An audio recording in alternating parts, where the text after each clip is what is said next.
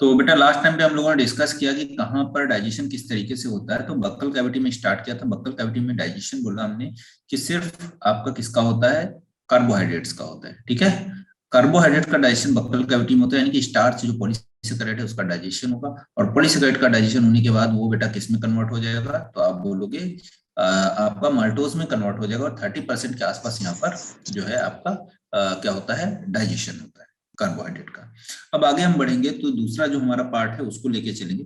तो आप बोलोगे जो आपका स्टमक है उसमें किसका किसका डाइजेशन होगा। तो स्टमक में अगर आप बात करोगे तो केवल किसका डाइजेशन होता है, तो आप बोलोगे केवल जो है आपका प्रोटीन का डाइजेशन होता है। तो मैं प्रोटीन के डाइजेशन को अलग से समझाऊंगा, कार्बोहाइड्रेट के भी डाइजेशन को अलग से बताऊंगा।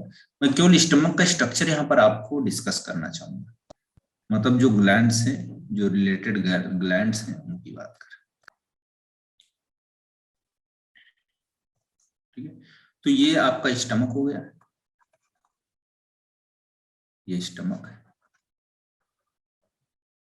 स्टमक में आप देखोगे यहाँ पर ऐसे ये स्ट्रक्चर प्रेजेंट है, रूगी लाइक स्ट्रक्चर होंगे।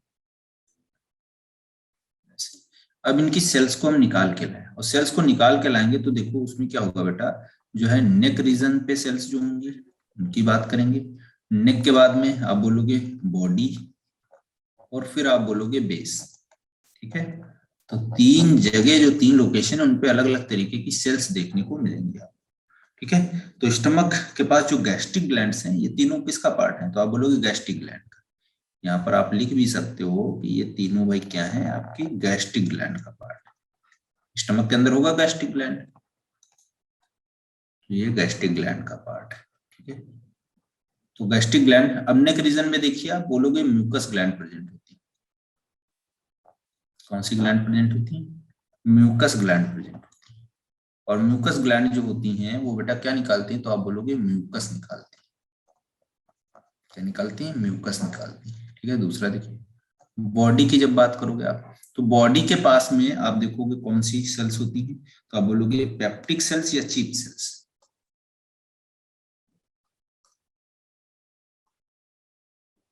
यानी कौन बोलते हैं, चीप सेल्स। पेप्टिक सेल्स या चीप सेल्स यहाँ पर देखने को मिलेगी। बेस पे आप जाओगे तो बेस पे आपको क्या दिखेगा, तो आप बोलोगे पेराइटल सेल्स, पेराइटल सेल्स, या आप बोलोगे पेराइटल सेल्स के अलावा ऑक्जेंटिक सेल्स। ये तीन तरीके की सेल्स बच्चों हैं, म्यूकस या इन्हीं को हम गॉबलेट सेल भी बोलते हैं। तो गॉबलेट या म्यूकस सेल्स है ना, और फिर आप बोलोगे क्या है, तो आप बोलोगे आपका, तो आप बोलोगे गॉबलेट सेल्स या म्यूकस सेल्स, फिर आप बोलोगे पेप्टिक सेल्स या चीप सेल्स, फिर पेराइटल सेल्स या ऑक्जेंटिक सेल्स। अब म्यूकस सेल्स जो है, म्यूकस ग्लैंड है, उनको देखिए आप। तो म्यूकस वाला जो है ये आपका क्या म्यूकस रिलीज कर रहा है, ये वाला जो आपका पेप्टिक है ये क्या रिलीज कर रहा है, तो ये आप बोलोगे रिलीज करता है आपका प्रो एंजाइम्स, जो कि आपके इनएक्टिव फॉर्म में रहते हैं, जाइमोजेंस। क्या होते हैं, जाइमोजेंस। तो ये जाइमोजेंस रिलीज करते हैं। जाइमोजेंस या दूसरा नाम इनको दे देते हैं आपका, क्या बोल सकते हैं इनको, तो आप बोलोगे इनएक्टिव एंजाइम्स हैं, प्रो एंजाइम्स है। ठीक है, प्रो एंजाइम्स, ये भी बोल सकते हैं कि भाई प्रो एंजाइम होते हैं।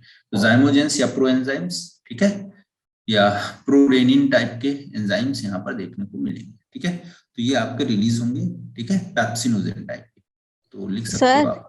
हाँ बेटा बोलो। अभी आपने यही वाला पेज कराया है ना? मैं अभी थोड़ी लेट ज्वाइन हुई हाँ थी। यही करवाया हूँ बेटा, यही करवाया हूँ, कोई नहीं, ओके।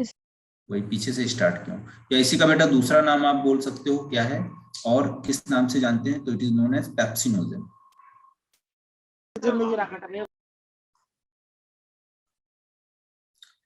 ये एंजाइम निकालता है, सारे इनएक्टिव हैं, यह ध्यान रखिएगा। अब पेराइटल सेल्स या ऑक्जेंटिक सेल्स क्या करती हैं, तो ये बेटा दो चीजें निकालती हैं। एक निकालती हैं HCl, और दूसरा जो ये निकालती हैं वो क्या है, तो आप बोलोगे HCl के अलावा दूसरा जो होता है वो क्या निकालती हैं, तो आप बोलोगे ये निकालती हैं CIF, कैसल इंट्रिंसिक फैक्टर बोलते हैं उसको।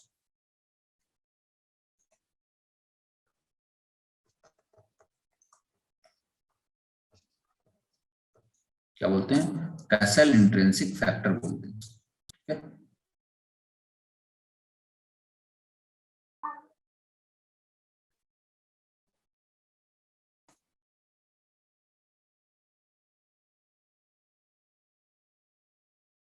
ठीक है, क्या बोलेंगे इसको, कैसल इंट्रिंसिक फैक्टर बोलेंगे। तो कैसल इंट्रिंसिक फैक्टर हो गया, ये आपका एसएल हो गया, क्लियर है।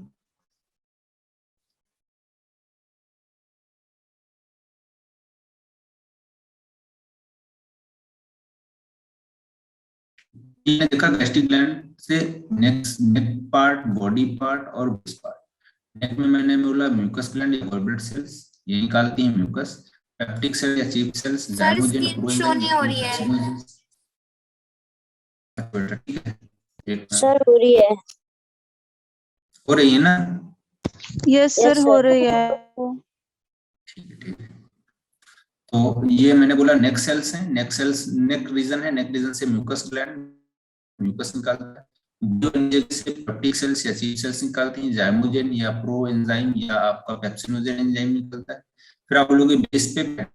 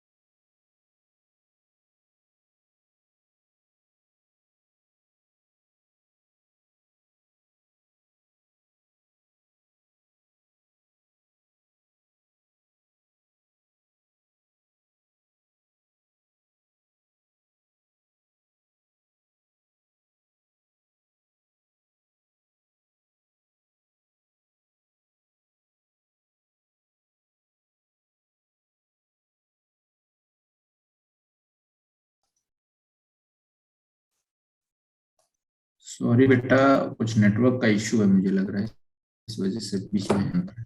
अभी आ रही है ना सभी को, यस सर। स्क्रीन दिख रहा है। No sir. No sir. तो कोई नहीं, आ जाएगा अभी, ठीक है, जस्ट वेट कर ले। मैं दिख रहा हूँ, नो सर। No sir. आवाज आ रही है सही से। यस सर, वॉइस आ रही है, आपका कैमरा ऑफ है। चलो कैमरा ऑफ कर दिया मैंने, ठीक है। नेटवर्क का थोड़ा मुझे लग रहा है इशू है कुछ। अभी आया, स्क्रीन आया बेटा सामने आपके। No sir. एक मिनट,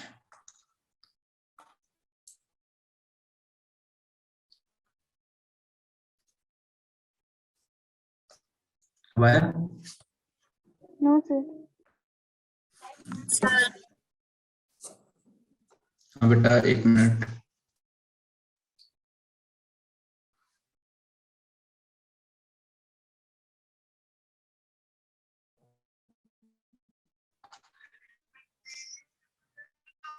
एक मिनट रुको जरा, ठीक है।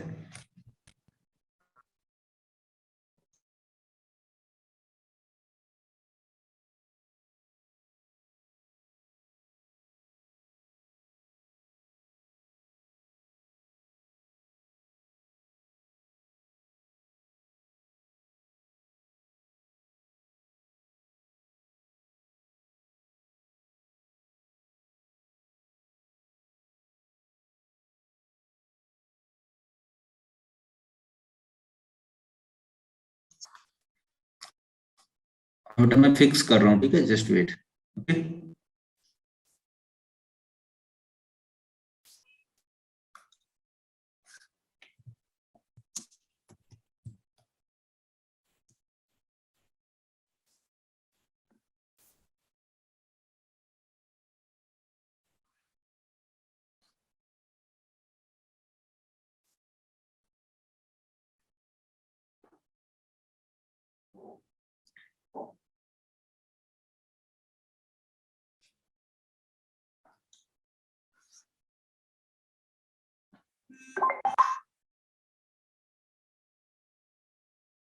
हाँ अभी ठीक है, आई वाइज।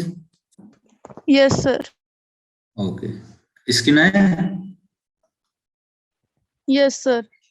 चलो, तो हाँ हम लोग बात कर रहे थे यहाँ पर HCl और CIF की। HCl तो हमें पता, देखो हाइड्रोक्लोरिक एसिड होता है जिसका पीएच लगभग 4 पॉइंट समथिंग बच्चों में होता है, और एडल्ट में आप बोलोगे तो 1.5 से जो है के आसपास होता है, ये चिल्ड्रंस में होता है। ठीक है, तो ये है आपका कैसल इंट्रिंसिक फैक्टर का रोल। अगर बात करोगे तो आप बोलोगे ये विटामिन B12 के एब्जॉर्प्शन के लिए रिस्पॉन्सिबल होता है।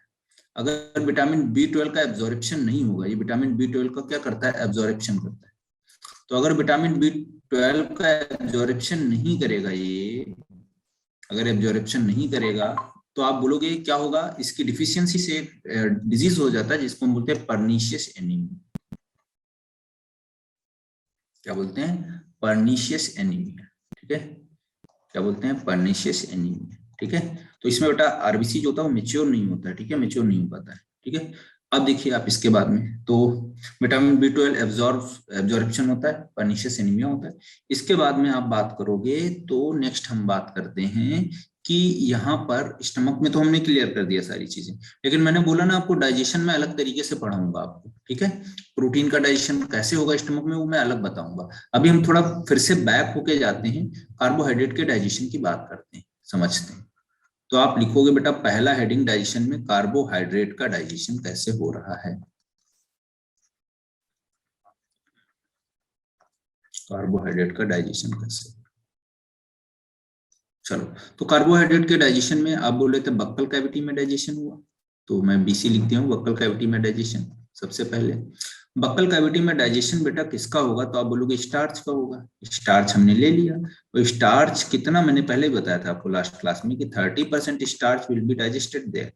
तो यहाँ पर एक एंजाइम आपका काम करता है, अल्फा सैलिवरी एमाइलेज। कौन सा, अल्फा सैलिवरी एमाइलेज, या इसी को हम बोलते थे टाइलिन। क्या बोलते हैं, अल्फा सैलिवरी एमाइलेज या टाइलिन। तो स्टार्च जो था वो डाइजेस्ट हुआ, और स्टार्च किसमें डाइजेस्ट हो गया, तो आप बोलोगे माल्टोज में। माल्टोज हमारा डाइसैकेराइड है, तो 30% स्टार्च यहीं पे डाइजेस्ट हो गया। ठीक है, पीएच इसका स्लाइटली आप बोलोगे एनसीईआरटी के अकॉर्डिंग 6.8 के आसपास रहता है, स्लाइटली एसिडिक पीएच। अब बक्कल कैविटी के बाद में बेटा दूसरा हम पूछते हैं, तो स्टमक में तो डाइजेशन होता नहीं, कहीं पड़े ही नहीं है।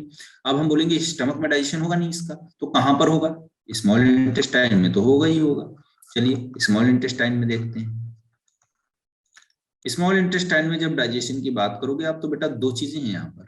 एक तो आप बोलोगे कि स्मॉल इंटेस्टाइन में पहला जो है वो डाइजेशन किसकी वजह से होगा, तो आप बोलोगे एक्शन ऑफ किसका, एक्शन ऑफ किसका, तो आप बोलोगे पैंक्रियाटिक जूसेस।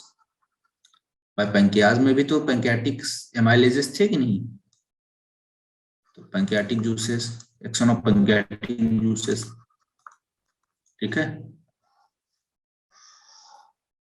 ठीक है, तो पैंक्रियाटिक जूसेस में देखिए आप क्या होगा यहाँ पर, एक्शन ऑफ पैंक्रियाटिक जूसेस में, तो आप बोलोगे कि जो है यहाँ पर क्या देखने को मिलेगा, तो आप बोलोगे कि जो आपका बाकी रिमेनिंग स्टार्च था 70%, वो यहाँ पर टूटेगा, यहाँ पर लगेगा आपका अल्फा पैंक्रियाटिक एमाइलेज।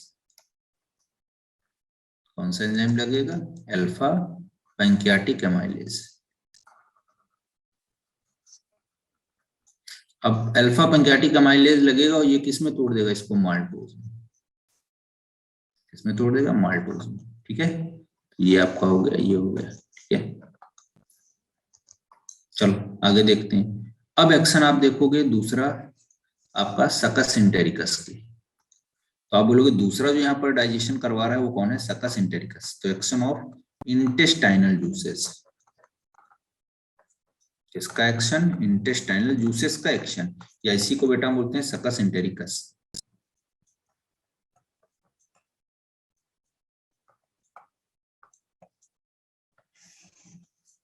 ठीक है, तो सकस इंटेरिकस या जो एक्शन है इनका देखते हैं भाई क्या एक्शन है, क्या होगी कहानी। सबसे पहले आप बोलोगे कि यहाँ पर जो है आपका जो माल्टोज है, हालांकि ये आप लोग जानते ही होंगे, माल्टोज को तोड़ दिया जाएगा in presence of enzyme maltase. तो एंजाइम एक लगेगा यहाँ पर माल्टेज। इंटेस्टाइनल जूसेस में प्रेजेंट होगा, सकस एंटेरिकस में। तो माल्टेज जो होगा, माल्टोज को तोड़ देगा किसमें, तो बेटा आप बोलोगे ग्लूकोज प्लस ग्लूकोज। और ग्लूकोज ग्लूकोज हमारी मोनोसेक्राइड है, ये आराम से हम क्या करेंगे, इनको एब्जॉर्ब करवा देंगे। माल्टोज के बाद में आप बोलोगे बेटा दूसरा कौन सा होगा, लैक्टोज। लैक्टोज को देखते हैं। लैक्टोज जो है लैक्टेज के प्रेजेंस में, लैक्टोज जो है लैक्टेज के प्रेजेंस में टूट जाएगा किसमें, तो आप बोलोगे ग्लूकोज प्लस, लैक्टोज किसमें टूटेगा, glucose plus galactose. Very good. फिर बेटा आप बोलोगे तीसरा जो आएगा सुक्रोज, टेबल शुगर, ऐसी को हम बोलते हैं इनवर्ट शुगर, है ना। तो ये इनवर्ट शुगर या आपका जो भी है, ये वाला किसमें टूटेगा, मैं इधर लिखे दे रहा हूँ जगह में। तो यहाँ पर एंजाइम लगेगा आपका इन्वर्टेज या सुक्रेज। तो इन्वर्टेज या सुक्रेज जो होगा वो क्या करेगा, इसको तोड़ देगा किसमें, ग्लूकोज और प्लस फ्रक्टोज। Very good. तो ग्लूकोज और फ्रक्टोज में तोड़ देगा। तो कुल मिला के देखिए ना, सब हमको glucose glucose glucose galactose glucose fructose सब मिल गया कि नहीं मिल गया, ये सारे जितने हैं सब मोनोसेक्राइड हैं। तो ये मोनोसेक्राइड आराम से मतलब जो है एब्जॉर्बल हो गई, एब्जॉर्ब हो जाएंगे, क्योंकि इनसे सिंपल फॉर्म में अब कुछ नहीं है, सबसे सिंपल फॉर्म में है ना ये आपकी सेक्राइड वगैरह। ठीक है, समझ में आया बेटा। Yes sir. चलिए आगे बढ़ते हैं, अब हम लोग नेक्स्ट बात करते हैं। तो कार्बोहाइड्रेट के डाइजेशन के बाद में कंसंट्रेट करेंगे हम प्रोटीन के डाइजेशन, डाइजेशन ऑफ प्रोटीन। तो प्रोटीन के डाइजेशन में बेटा बक्कल कैविटी में तो कुछ होना नहीं है ना, होगा कहां से स्टार्ट, तो सबसे पहले आप बोलोगे स्टमक में। कहां पर होगा, स्टमक में होगा। स्टमक में आप बोलोगे कि स्टमक में क्या होगा, तो देखते हैं, देखिए स्टमक में आप बोलोगे यहाँ पर एंजाइम निकलता है पेप्सिनोजेन, और पेप्सिनोजेन को निकालता कौन है, पेप्टिक सेल, मैंने बताया ना, पेप्सिनोजेन निकलेगा। पेप्सिनोजेन ये इनएक्टिव है, और इस पेप्सिनोजेन को कौन निकालेगा, तो आप बोलोगे इस पेप्सिनोजेन को निकालेगा आपका पेप्टिक सेल, पेप्टिक सेल। तो पेप्सिनोजेन निकला, और पेप्सिनोजेन निकलने के बाद आप बोलोगे एचसीएल आएगा। एचसीएल कहां से आएगा, तो एचसीएल बेटा आएगा आपके किस सेल से, बोलिए, तो आप बोलोगे एचसीएल जो आएगा वो आएगा आपका कौन सी सेल थी, ऑक्जेंटिक सेल या पैराइटल सेल्स। तो वो ऑक्जेंटिक या पैराइटल सेल्स थी, और पेप्सिनोजेन को इसने किसमें चेंज कर दिया, तो आप बोलोगे पेप्सिन में चेंज कर दिया। इसमें चेंज कर दिया, पेप्सिन में चेंज कर दिया। ठीक है, अब दूसरा देखिए, दूसरा एक एंजाइम बेटा आपका देखने को मिलेगा प्रोरेनिन, बच्चों में प्रेजेंट होता है प्रोरेनिन, और ये बेटा क्या करेगा, एचसीएल की प्रेजेंस में चेंज हो जाता है किसमें, तो आप बोलोगे प्रोरेनिन चेंज इन किसमें, रेनिन।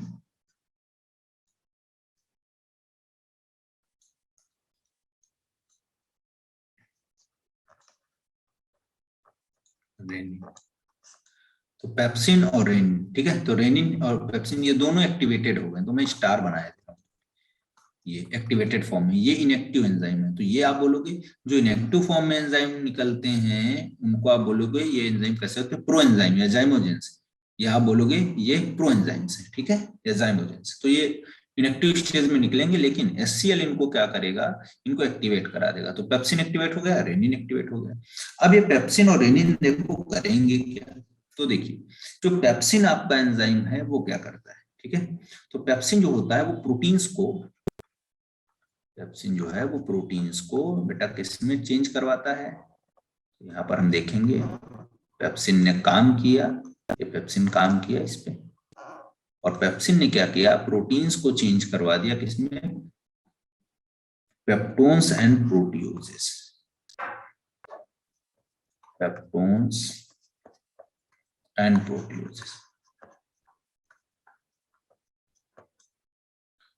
तो पेप्टोन्स और प्रोटियोजेस में ये चेंज हो जाएंगे। ठीक है, क्लियर है, चलो आगे बढ़ते हैं। तो पेप्टोन्स प्रोटियोजेस में चेंज हो गए, अब हम आगे बढ़ेंगे। तो बात करोगे आप रेनिन की।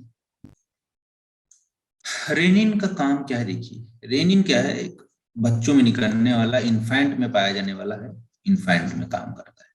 जो मतलब नवजात बच्चे होते हैं, जो नए न्यूली बॉर्न बेबी होते हैं, उनमें देखोगे तो ये रेनिन करता क्या है, प्रोटीन होती है बेटा केसीन, इसको बोलते हैं मिल्क प्रोटीन,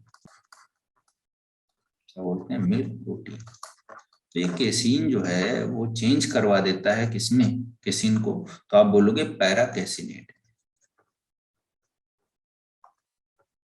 प्रोटीन का थोड़ा मुश्किल है, बाकी से बीजी। तो प्रोटीन को किसमें चेंज करवा दिया, पैरा कैसिनेट में चेंज करवा दिया। अब ये पैरा कैसिनेट जो था बेटा, ये कैल्शियम के साथ मिल के क्या बना लेगा, तो आप बोलोगे कैल्शियम पैरा कैसिनेट बना लेगा। क्या बना लेगा, कैल्शियम पैरा कैसिनेट। ठीक है, तो पैरा कैसिनेट भी रखो, कोई दिक्कत नहीं। तो आप बोलोगे कैल्शियम क्या बन जाएगा, पैरा कैसिनेट, ये बन गया। अब इस पैरा कैसिनेट पे आके काम कौन करेगा, तो आप बोलोगे फिर से आके काम करेगा आपका जो है क्या नाम है इसका, तुम्हारे रेनिन, ठीक है, पेप्सिन।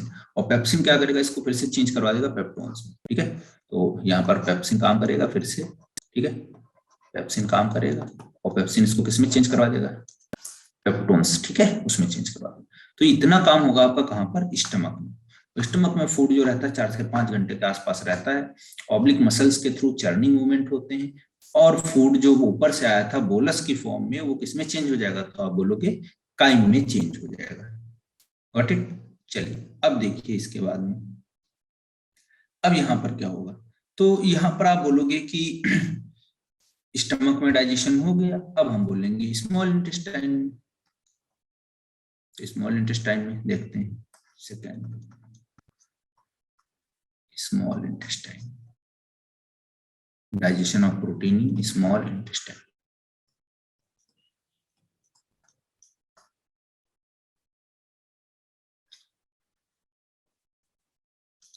तो स्मॉल इंटेस्टाइन में पहले ए देखते हैं हम लोग, एक्शन ऑफ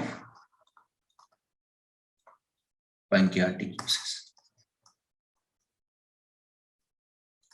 पैंक्रियाटिक जूसेस में क्या एक्शन होगा, ठीक है, क्योंकि वहां पर भी एंजाइम्स बहुत सारे प्रेजेंट हैं पैंक्रियाटिक जूसेस में। तो देखिए सिंपल सा मैं बता रहा हूँ, पैंक्रियाटिक जूसेस में प्रोटीन को डाइजेस्ट करने वाले कौन कौन से एंजाइम, पहले सबसे आप बोलोगे ट्रिप्सिनोजेन,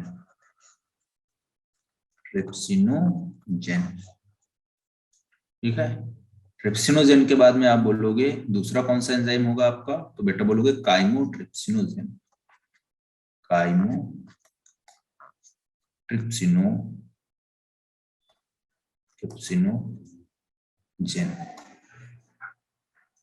और फिर आप तीसरा बोलोगे क्या होगा आपका, प्रोकार्बोक्सी पेप्टिडेज, ठीक है। कौन कौन से होंगे, काइमोट्रिप्सिनोजेन और ट्रिप्सिनोजेन, काइमोट्रिप्सिनोजेन, प्रोकार्बोक्सी पेप्टिडेज, ये 3 एंजाइम निकलेंगे पैंक्रियाटिक जूसेस से। ये तीनों के तीनों एंजाइम बेटा अभी क्या है, इनएक्टिव, काम के नहीं है, इनएक्टिव फॉर्म में पड़े हुए। अब देखिए होगा क्या, सबसे पहले ट्रिप्सिनोजेन को जगाया जाएगा, ये सो रहे हैं तो इनको जगाया जाएगा। तो एक एंजाइम निकलता है बेटा, आप उसको बोलते हो एंटेरोकाइनेज। क्या निकलता है, एंटेरोकाइनेज। और ये एंजाइम जो निकलता है बेटा वो कहां से निकलेगा, तो आप बोलोगे म्यूकोसा ऑफ डिओडेनम। कहां से निकलेगा, mucosa of duodenum.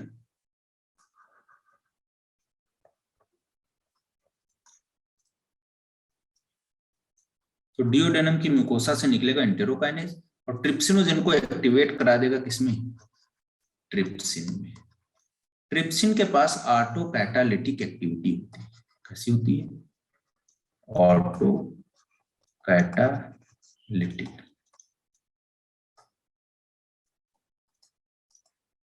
Auto catalytic activity, ठीक है। अब दूसरा देखिए, ये ट्रिप्सिन एक्टिवेट हो गया और ये करेगा, ये जो है काइमोट्रिप्सिनोजेन को काइमोट्रिप्सिन में चेंज करवा देगा। ध्यान से देखिएगा, बहुत इंपॉर्टेंट पार्ट है। दूसरा ये ट्रिप्सिन बेटा और क्या करेगा, तो आप बोलोगे ये प्रोकार्बोक्सीपेप्टिडेज को किसमें चेंज करवा देगा, तो आप बोलोगे ये चेंज करवा देगा आपका कार्बोक्सीपेप्टिडेज में।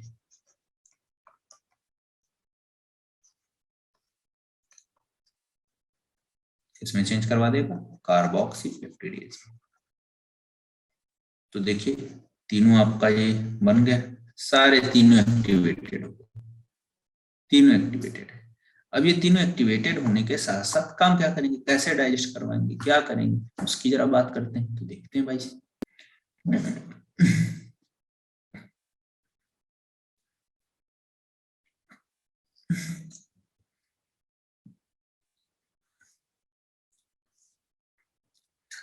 तो यहाँ पर बेटा आप बोलोगे जो आपके एंजाइम्स हैं ये आप स्टमक में तोड़ के लाए थे प्रोटीन्स को, स्टमक वाला याद करिए, किसमें तोड़ के लाए थे आप? तो आप बोल रहे थे कि सर पेप्टोन्स, और दूसरा किसमें तोड़ के लाए थे आपका? प्रोटियोजेस। प्रोटीएसेस।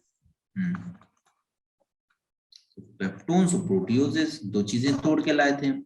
ये अब बेटा फिर से डाइजेस्ट होंगे, क्योंकि अभी तो ये पेप्टाइड है ना, पेप्टोन्स वगैरह।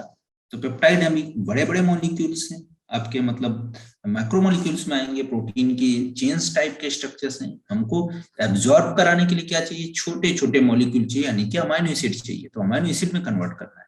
तो अभी पैंक्रियाटिक जूसेस से हमने देखा कि 3 एंजाइम थे, वो निकले थे इनएक्टिव स्टेज में, उनको एक्टिवेट कराया गया किसके थ्रू? तो आप बोलोगे एक एंजाइम था आपका एंटेरोकाइनेज, जो कि म्यूकोसा के डिओडेनम के म्यूकोसा से निकल रहा था, उसने उनको एक्टिवेट कराया ट्रिप्सिन को, और ट्रिप्सिन एक्टिवेट होकर काइमोट्रिप्सिन को और प्रोकार्बोक्सीपेप्टिडेज दोनों को एक्टिवेट कर दिया। अब आगे की कहानी क्या है?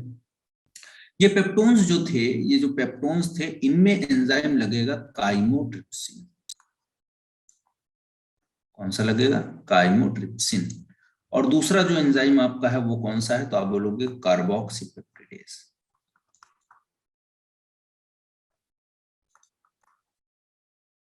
ठीक है। तो पेप्टोन्स जो हैं वो काइमोट्रिप्सिन की प्रेजेंस में चेंज हो जाते हैं डाई पेप्टाइड में। डाई मतलब दो, ठीक है, दो अमीनो एसिड। ये भी बेटा किस में चेंज हो जाएंगे? डाई पेप्टाइड में। इसमें चेंज हो जाएंगे डाई पेप्टाइड। तो दोनों डाई पेप्टाइड में चेंज हो गए, ठीक है। अब दूसरा देखिए आप, यहां पर आप बोलोगे जो हमारा नेक्स्ट स्टेप है वो क्या होगा? तो आप बोलोगे एक्शन ऑफ सकस एंटेरिकस।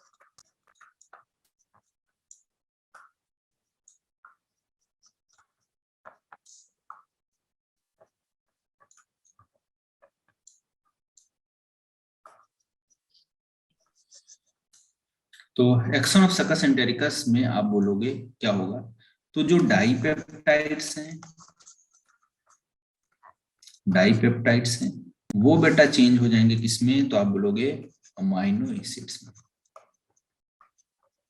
किसमें चेंज हो जाएंगे? अमाइनो एसिड्स में। और ये सकस एंटेरिकस जो होंगे, इसमें बेटा आप बोलोगे एंजाइम कौन होंगे? तो आप बोलोगे डाई पेप्टिडेसेस। ठीक है, ये एंजाइम। तो डाइपेप्टिडेजेस जो एंजाइम होंगे वो डाइपेप्टाइड को चेंज कर देंगे अमाइनो एसिड। और अमाइनो एसिड ही तो चाहिए था हमको, यही तो एब्जॉर्बेबल है, आराम से एब्जॉर्ब हो जाएगा इंटेस्टाइन में। प्रोटीन के डाइजेशन को हम लोगों ने बहुत अच्छे से समझा, एक एक स्टेप तोड़ तोड़ के। कोई अगर किसी को डाउट है तो प्लीज रेज योर हैंड्स।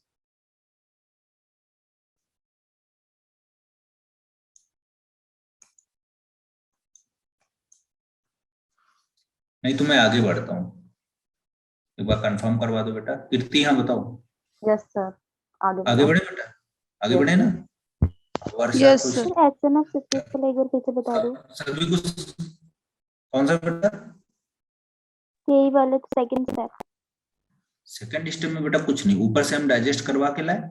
अब हमको जो डाइपेप्टाइड मिले, डाइपेप्टाइड में ऐसे मान लो ये अमाइनो एसिड हैं दो, ऐसे ऐसे डाइपेप्टाइड का मतलब यही। अब इनको ला के हम सकस एंटेरिकस रोल करेगा, जो इंटेस्टाइनल जूसेस है उसी को सकस एंटेरिकस बोलने का। अब ये रोल प्ले करेंगे, तो इस डाइपेप्टाइड को यहाँ पर दो अमाइनो जो एसिड, भी है जो सर पढ़ा रहे हैं। पीछे इतना बढ़िया बैकग्राउंड नहीं है लोगों, ये सर पढ़ा रहा है जो सर पढ़ा रहा कैमरा देखो, पीछे का नजारा देख। क्या हुआ भाई? है। ये पढ़ा रहा है कि तुमको फिलहाल बैकग्राउंड देखो ना, ये कह रही मैं ये एडिटिंग। चलो छोड़ो। तो यहाँ पर क्या था देखो, यहाँ पर क्या है, दो अमाइनो एसिड्स हैं, ठीक है।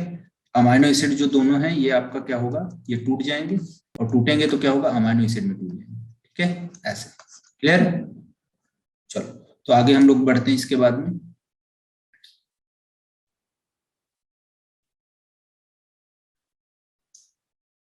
चलो नेक्स्ट देखते हैं इसके बाद में। तो यहाँ पर आप बोलोगे आगे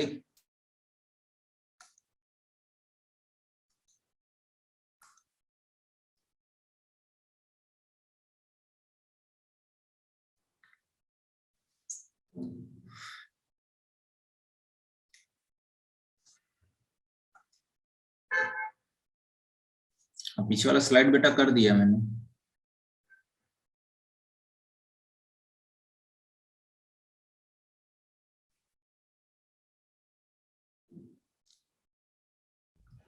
सर ऑटो कैटालिटिक एक्टिविटी का मतलब क्या है? ऑटो कैटालिटिक एक्टिविटी का मतलब बेटा ये ना, जैसे तुम पत्थर पानी वाला गेम खेले होगे, है ना। एक होता है देखो खड़ा हो जाता है ऐसे जाके, ठीक है, तो इसको एक एक्टिवेट कर देता है कि छूता है तो ये एक्टिवेट हो जाता है, ये दूसरे को एक्टिवेट करता है। Yes, तो sir. ऐसे यहाँ पर क्या है, खुद को ही ये क्या कर रहा है, खुद को ही एक्टिवेट कर रहा है। मतलब एक बार ये एक्टिवेट हो गया ना तो ये सबको एक्टिवेट कर देगा, इसलिए इसको ऑटो कैटालिटिक बोलते हैं। Okay, sir. बर्फ पानी। चलो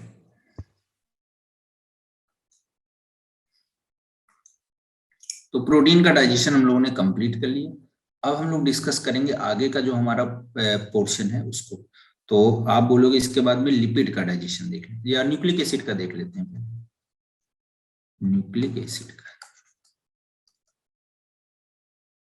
चलिए न्यूक्लिक एसिड में भी बेटा वही हाल है, कहीं पे डाइजेशन कुछ नहीं हुआ। सबसे पहले आप देखोगे एक्शन ऑफ स्मॉल इंटेस्टाइन में होगा, तो एक्शन ऑफ पैंक्रियाटिक जूसेस।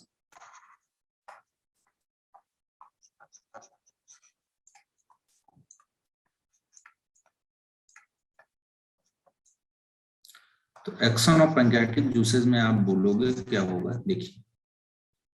तो एक्शन ऑफ पैंक्रियाटिक जूसेस में क्या होगा, देखिए सबसे पहले यहां पर आप बोलोगे कि जो है आपका आरएनए होगा और डीएनए होगा, ठीक है। सेल अगर हम खाते हैं कुछ फूड तो उसमें हो सकता है कि सेल अगर प्रेजेंट होगा तो आरएनए डीएनए भी प्रेजेंट होगा। तो इसमें हम एंजाइम लगते हैं, आरएनए के लगा देते हैं, आरएनएज न्यूक्लियेजेस होते हैं ना पैंक्रियाटिक जूसेस में। तो एक्शन ऑफ न्यूक्लियेजेस, या आप बोलोगे यहाँ पर पैंक्रियाटिक जूसेस में न्यूक्लियेजेस एंजाइम्स होते हैं, तो आरएनएज या बोलोगे डीएनएज, ठीक है, ये लगा देंगे। अब आरएनएज या डीएनएज के बाद में बेटा आप देखोगे यहाँ पर, तो हाँ आपको देखने को क्या मिलेगा, तो आरएनए जो टूटेगा वो किस में टूटेगा, आपका न्यूक्लियोटाइड में टूटेंगे कि नहीं। Yes sir. न्यूक्लियोटाइड में आपको पता है क्या होता है, तो आप बोलोगे शुगर है भाई, नाइट्रोजनस बेस है प्लस फॉस्फेट, है ना, इसमें टूट जाएंगे छोटे छोटे यूनिट में।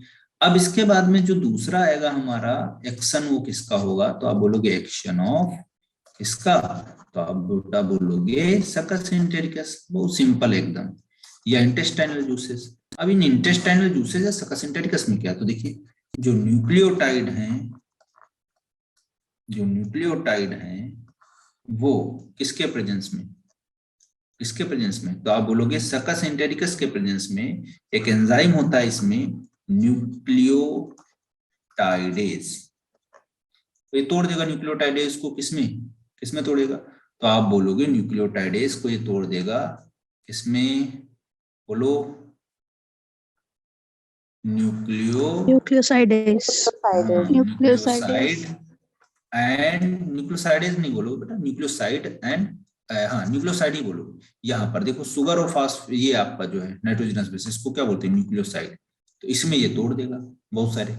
अब न्यूक्लियोसाइडेज जो है वो न्यूक्लियोसाइड को तोड़ देगा, तो आप बोलोगे न्यूक्लियोसाइड जो है किसके प्रेजेंस में, तो आप बोलोगे न्यूक्लियोसाइडेज की प्रेजेंस में, न्यूक्लियोसाइडेज की प्रेजेंस में किसमें टूट जाएगा, तो आप बोलोगे ये टूट जाएगा किसमें, शुगर प्लस किसमें, नाइट्रोजनस बेसिस, ठीक है, तो ये अलग हो जाएंगे। अब ये नॉर्मली हमको मिल जाएंगे, अब इनको हम यूज कर लेंगे। ओके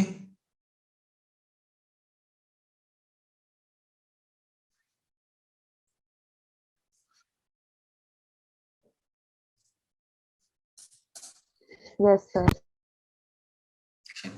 ओके नेक्स्ट बात करते हैं हम लोग इसके बाद। तो इसके बाद में हमारा लास्ट टॉपिक जो बचा, डाइजेशन ऑफ लिपिड्स। लिपिड्स या फैट का डाइजेशन कैसे करेंगे उसको जरा देखते हैं। तो लिपिड या फैट के डाइजेशन के लिए हम क्या करेंगे समझते हैं। चलिए,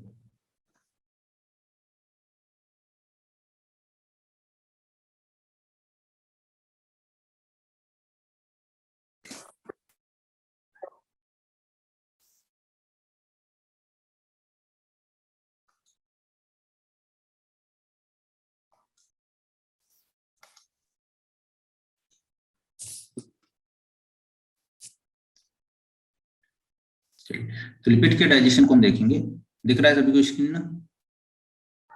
यस सर। लिपिड के डाइजेशन में बेटा सबसे पहले आप बोलोगे एक्शन किसका होगा? एक्शन ऑफ किसका? तो आप बोलोगे बाइल जूसेस। बाइल जूसेस का एक्शन कैसा होगा? बाइल जूसेस में एक्शन क्या होगा? देखिए, आप फैट्स लोगे, आप खाओगे, उन फैट्स में ये बाइल जूसेस आके काम करेगा, जो कि लीवर से निकलता है। लीवर से क्या निकलता है? Bile juices. ये बाइल जूसेस आया और काम किया, और बाइल जूसेस फैट्स को किसमें तोड़ देगा? तो आप बोलोगे माइसिलीज लाइक स्ट्रक्चर बना लेगा, ऐसा हाइड्रोफोबिक हाइड्रोफिलिक, ठीक है, ऐसे। आप बोलोगे ये किसमें छूट गया? माइसिलीज बना लिया, या ऐसे बोलोगे आप इसको इमल्सिफाई कर दे, इमल्सिफाइड, ठीक है, छोटे छोटे फैट्स में। अब ये कैसी हो गई? माइसिलीज हो गई, इनको आप बोलोगे इमल्सिफाइड फैट। क्या बोलोगे? Emulsified fat. अब दूसरा देखिए, बाइल जूसेस के बाद में किसका एक्शन आएगा? तो आप बोलोगे एक्शन ऑफ किसका? बाइल जूसेस का नहीं, किसका? अब आप बोलोगे पैंक्रियाटिक लाइपेज। गैस्ट्रिक लाइपेज तो बहुत कम होता है, तो वो तो इनइफेक्टिव होता है। तो एक्शन ऑफ पैंक्रियाटिक अमाइलेज में आप बोलोगे जो इमल्सिफाइड फैट है, इमल्सिफाइड जो फैट है,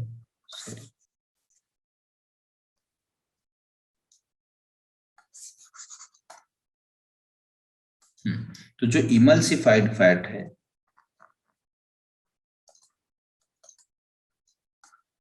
इमल्सिफाइड फैट है जो बेटा, वो किसमें चेंज हो जाएगी? तो आप बोलोगे पैंक्रियाटिक लाइपेज की प्रेजेंस में ये चेंज हो जाती है किसमें? फैट और ग्लिसरॉल। फैट और ग्लिसरॉल को आसानी से हम क्या कर सकते हैं? आप बोलोगे तोड़ देंगे, ठीक है, क्लियर?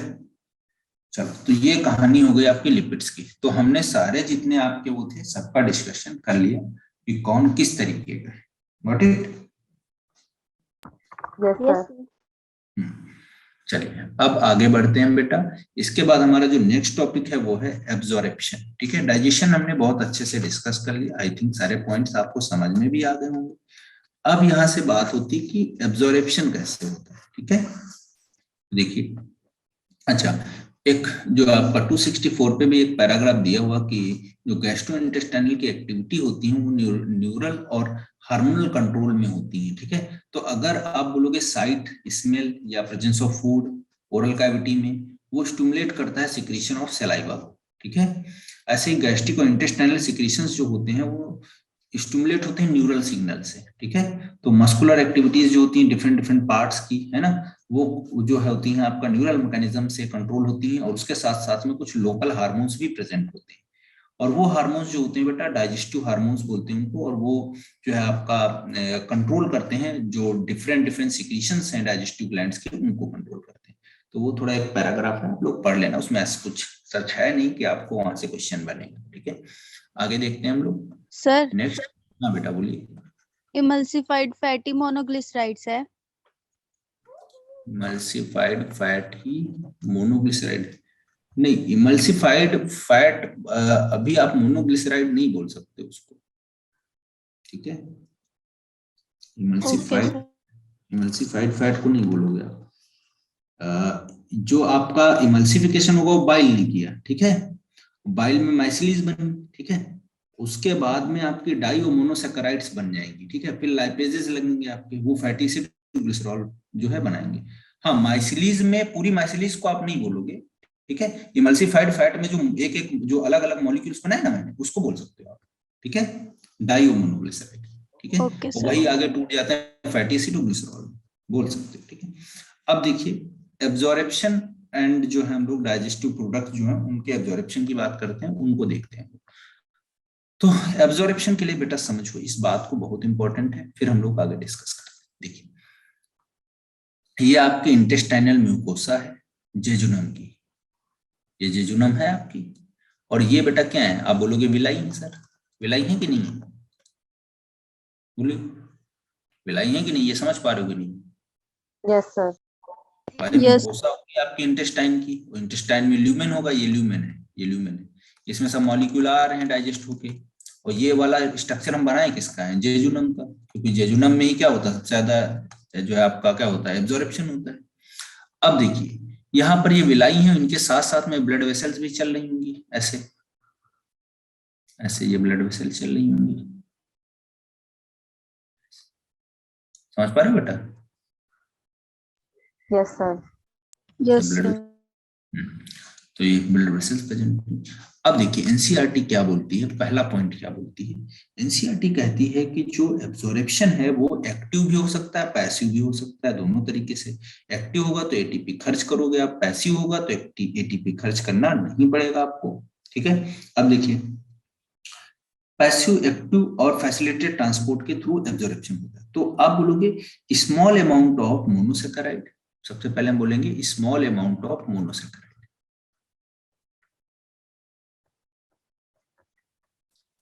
मोनोसेकेराइड एमएस से मैं लिखे दे रहा हूँ, स्मॉल अमाउंट ऑफ मोनोसेकेराइड, ठीक है, जैसे ग्लूकोज, ठीक है।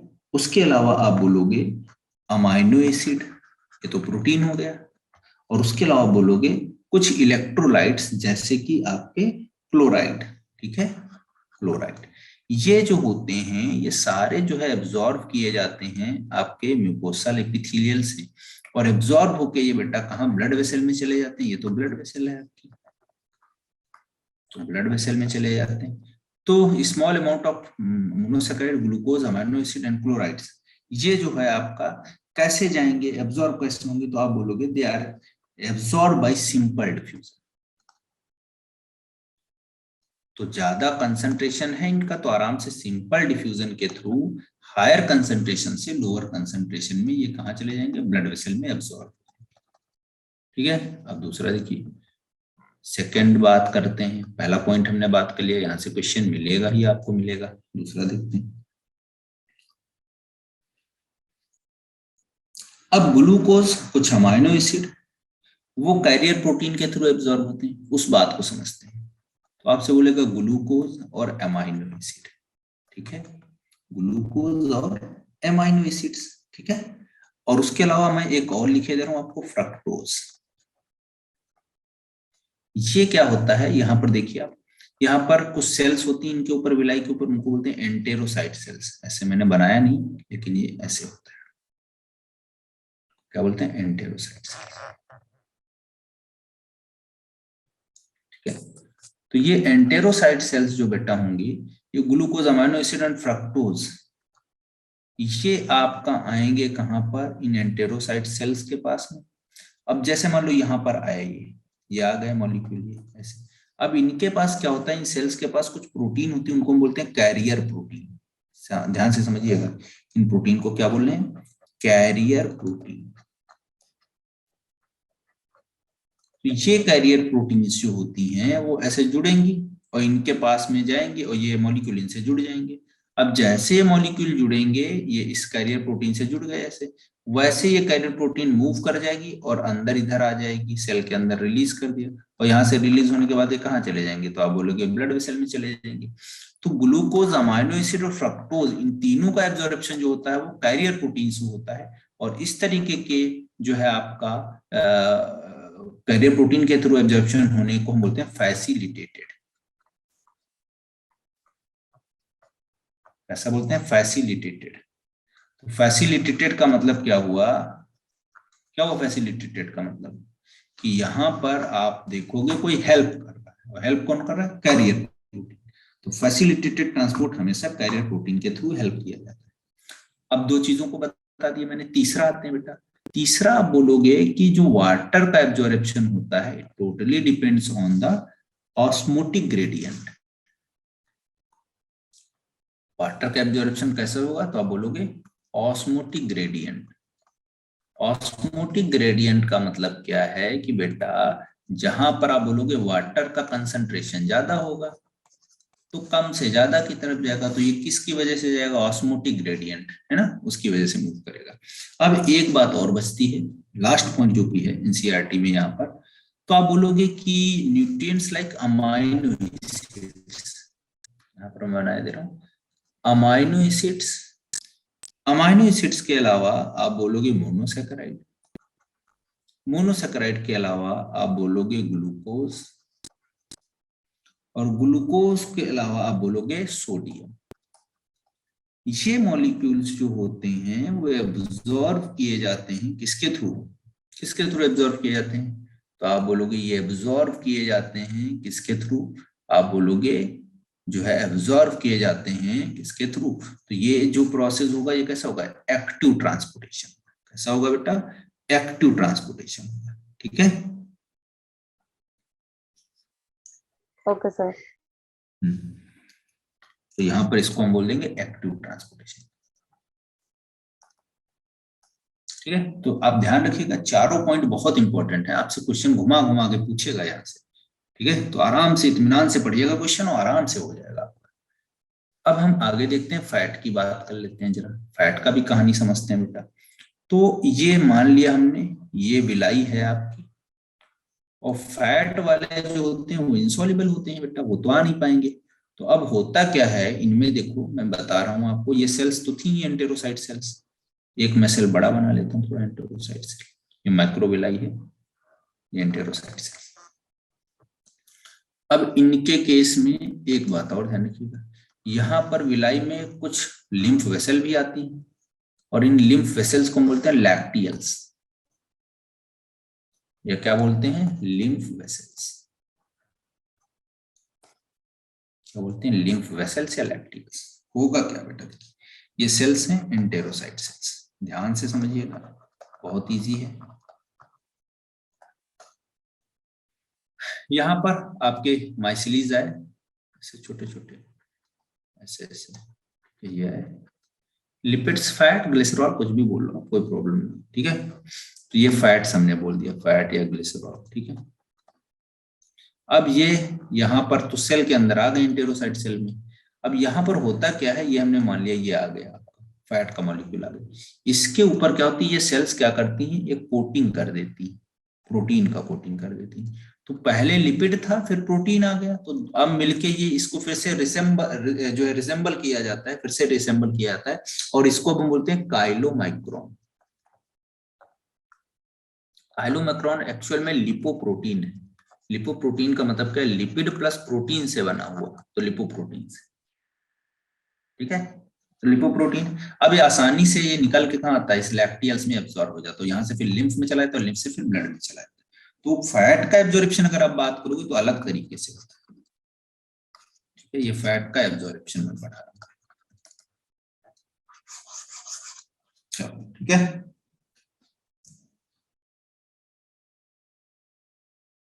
बोलिए सभी को समझ में आ गया? Yes sir. आज के लिए इतने रखते हैं बेटा, नेक्स्ट क्लास में हम लोग बाकी जो बची हुई चीजें उनको भी डिस्कस कर लेंगे। थोड़ा सा पार्ट बचा हुआ है, कोई इश्यू नहीं है, 10 मिनट का पार्ट बचा हुआ है, तो वो मैं अगली क्लास में करवा दूंगा। अभी तो टाइम भी हो गया आपका, क्लास भी, ठीक है। तो डिसऑर्डर बचा हुआ है थोड़ा, वो मैं अगली क्लास में करवा दूंगा आपको, ओके। सर ये चैप्टर बस एक ही क्लास का बचा है ना? एक क्लास नहीं लगेगा बेटा, 10 मिनट लगेगा। अगली क्लास में हम लोग गैसेस एक्सचेंज वाला स्टार्ट करते हैं, ठीक है, breathing and gases, okay. 10 minute के बाद में वो चालू हो जाएगा, ओके। तो मिलते हैं नेक्स्ट क्लास में, okay. Bye bye, take care, good night sir. Good night बेटे, गुड नाइट।